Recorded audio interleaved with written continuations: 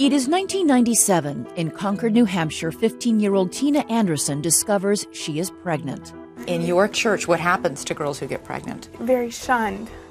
A member of the Independent Fundamental Baptist Church, or IFB, Tina says she decides that instead of turning to her mother, her pastor, or the police, she will confide her secret to the man who allegedly raped her, Ernie Willis.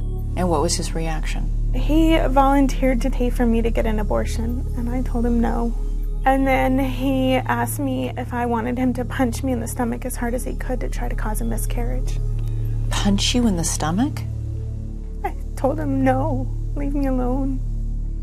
Tina turned next to her mother, Christine Leaf, a deeply religious woman. She immediately called Chuck Phelps. The pastor? Correct. Tina says she told Pastor Phelps and his wife Linda that Willis had raped her and gotten her pregnant. I was very scared, and I was sure I would be blamed, and I was. Pastor Phelps took me to a passage in Deuteronomy where it talks about if a girl doesn't cry out, that she obviously was a part of it, and he told me that I was lucky I didn't live in Old Testament times because I would have been stoned. Stoned to death? Correct. For being pregnant? Yes. For being raped? Yeah. Because I think Ernie claimed it was consensual. Did it matter to Pastor Phelps that a 15-year-old girl can't legally give her consent? No. During the meeting, Tina was also alarmed by a remark she alleges Pastor Phelps's wife Linda made. She actually asked you if you enjoyed having sex with Mr. Willis? Yes. I was in complete shock, and I think I was just blown away that that would even cross her mind.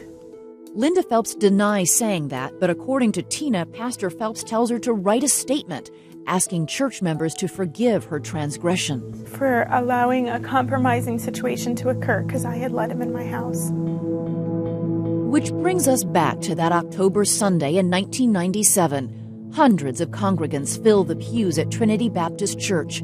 Children and teenagers are asked to leave the sanctuary. Then Pastor Phelps said we have a matter of church discipline to deal with.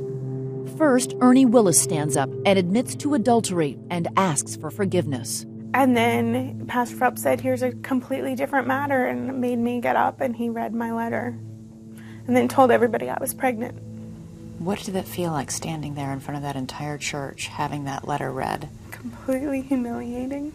I was sobbing. I was devastated to see that poor girl standing up there with this little grimace on her face. Fran Earle, Sue Capucci, and Matt Barnhart were all in the church that night. They say they heard Pastor Phelps read Anderson's statement about her immorality. What was your reaction, all of the three of you who were sitting there that night as you watched all of this unfold? I was horrified.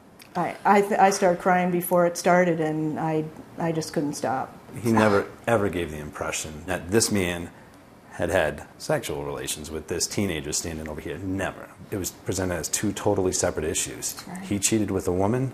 This young girl, unfortunately, had gotten in trouble with her boyfriend.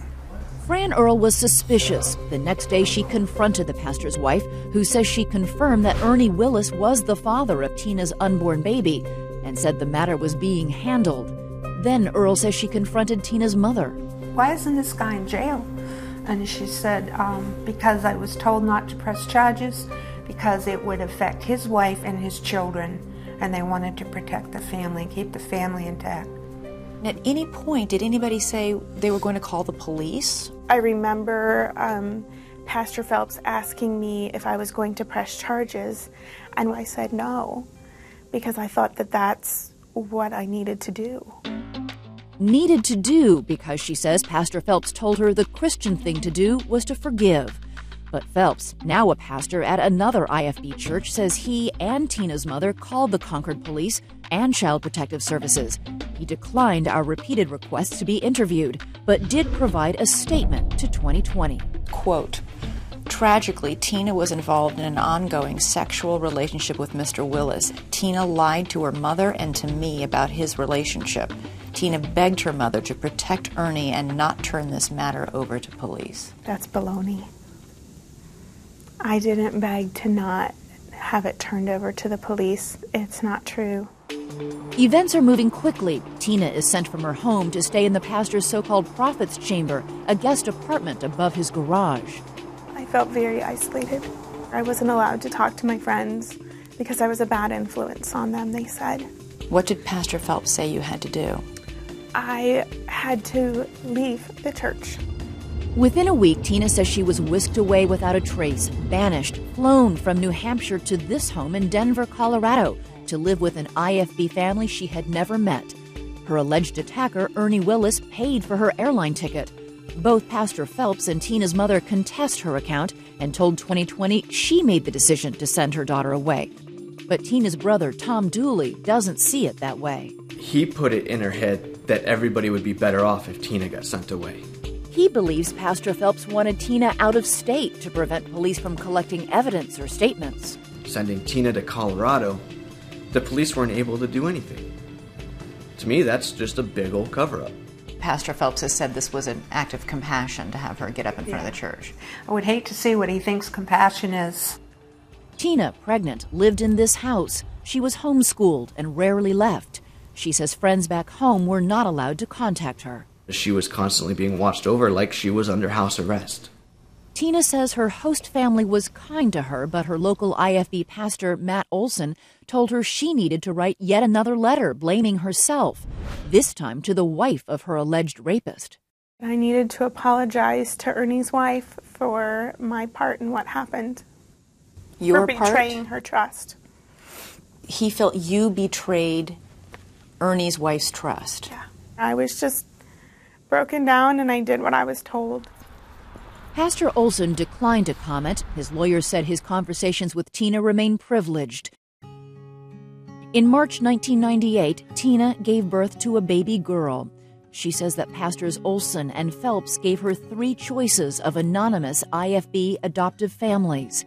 Records show Ernie Willis admitted he was the father. So you had 2 days with the baby before giving her up. Yeah. 8 months after giving birth, Tina returned home to New Hampshire, to the church where Ernie Willis, her alleged attacker, still worshipped, where she says her punishment continued. I was not allowed back into school. What did they tell you? Because I had gotten pregnant, I was no longer welcome to attend there. In the meantime, where was Ernie Willis? He was still in the church, ushering, chaperoning field trips. So he's not a bad influence? No. Just you? Yeah. It was torture. Why do you think you didn't leave the church then? Why did you stay? Because I was always taught that no other church was right, that this was the only church that you could go to if you were going to be right with God. But I still believed that it was my fault. What's going on inside this church? And what about pastors in other IFB churches who tell their followers how to discipline their children? How many whacks is irrelevant. You might need 100 stripes. One pastor says 2 weeks after they come home from the hospital. A 2-week-old baby needs Yes. to be spanked? Yes. For what?